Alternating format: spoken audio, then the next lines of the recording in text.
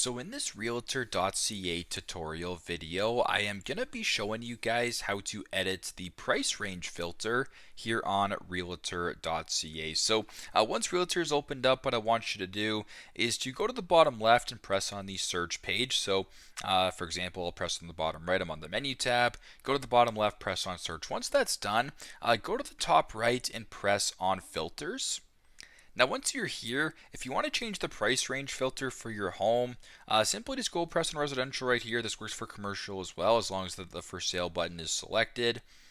So once you have residential for sale selected, your price range is right here. So if you wanted to look for homes, for example, let's just say $100,000 to $500,000, right? You want to have your price range go like that. Once that is done, go to the bottom right and press on search. Now what it's going to be doing is refining your search with the new price range filters that you just recently selected. So very simple, very straightforward.